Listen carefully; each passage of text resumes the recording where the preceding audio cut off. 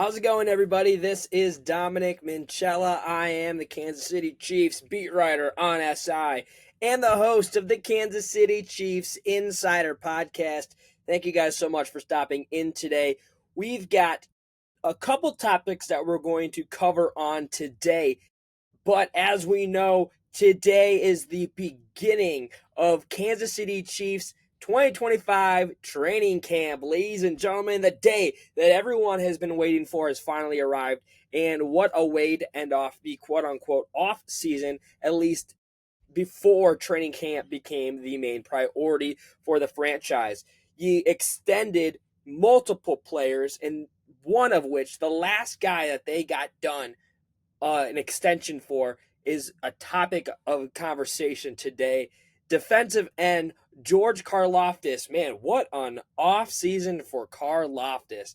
He not only was experiencing another Super Bowl path to Super Bowl winning path. Unfortunately, they came up short. But now into the offseason, he got his fifth-year option picked up. And just to add the cherry on top, he signed his name on the dotted line to be a Kansas City Chief for the next 4 seasons. Yes, ladies and gentlemen, George Karlaftis and the Kansas City Chiefs agreed to a 4-year, $93 million contract. The former first-round pick, whether you love him, whether you hate him, whether your feelings are there, whether he hasn't grown on you, or whether he's your favorite player, maybe you're repping his name on the back of your jersey, of your Chiefs jersey. Who knows? This guy has shown enough to the organization, both on and off the field, to earn this contract. He is getting $93 million with a $62 million guarantee, which is the extension is worth $22 million per season, with incentives to get him to 23.25. And as we know, he's also going to be making in the 2026 season, that he's going to be making the money from his fifth year option. Super exciting stuff for Karlaftis in his career. Throughout his career, in 3 seasons with the Kansas City Chiefs, he has recorded 24 and a half quarterback sacks and over 100 total tackles. Andy Reid, when he was dissecting the contract and the reasoning why that George Karlaftis deserves it, he couldn't say anything bad about him.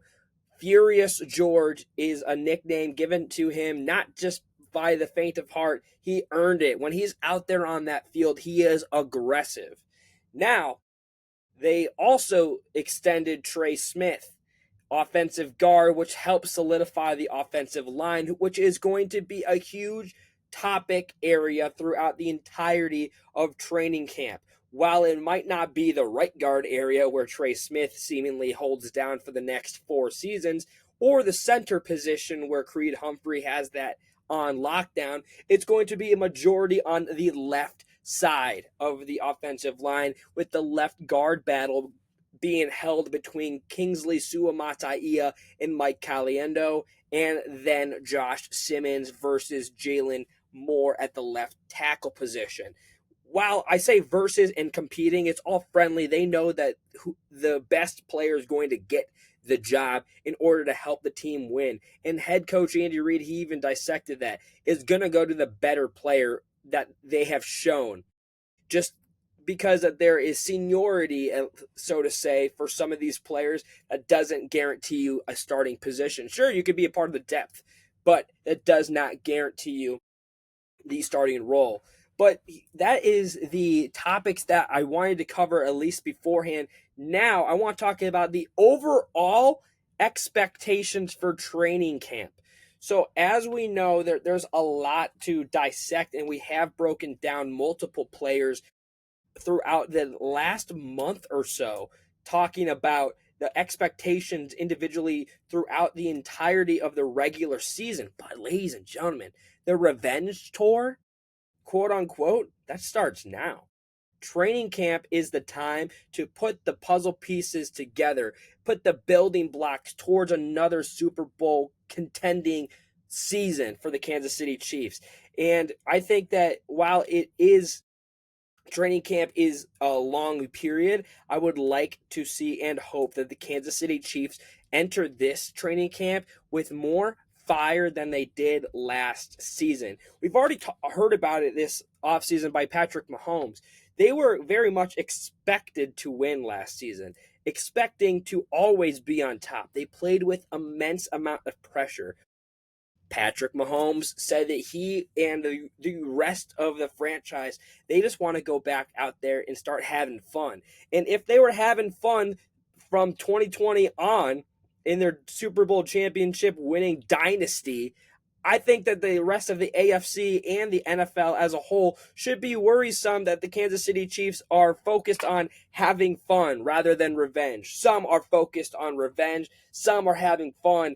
And if that's a combination in itself, if you're having fun with the revenge that you're trying to get back into the playoff picture and to the top of the National Football League mountain, oh my gosh, ladies and gentlemen, it's going to be difficult to top this team.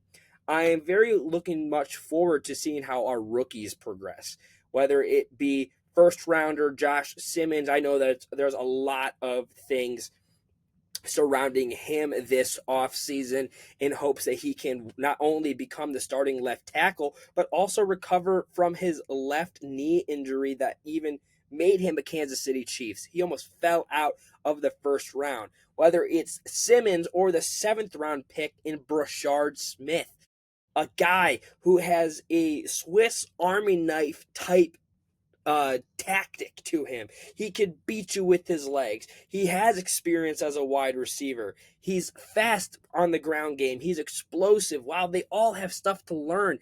I'm excited to see for the progression from the first starting points of training camp until the end of the preseason games.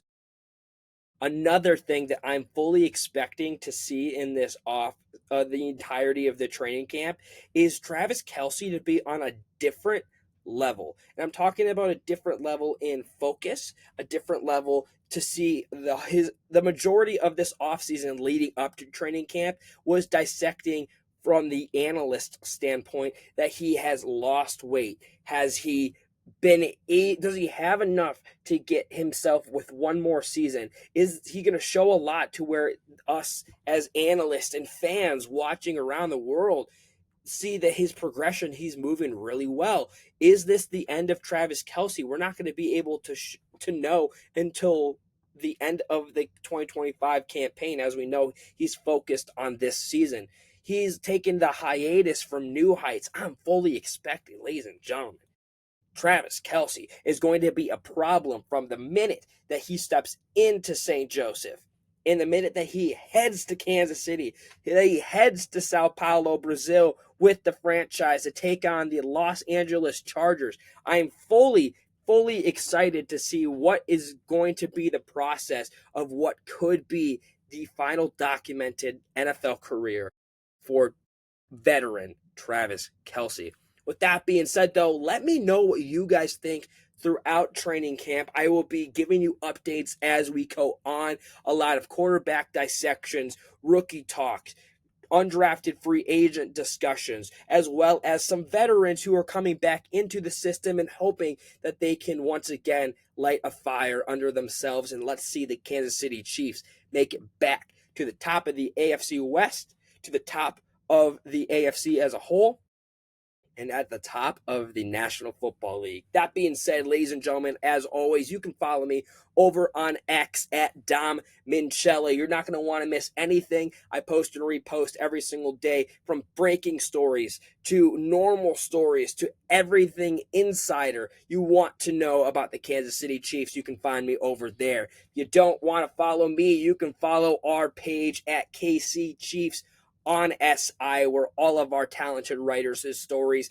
they get thrown up there, covering the majority, or not even the majority, the entirety of the rest of training camp into the new season.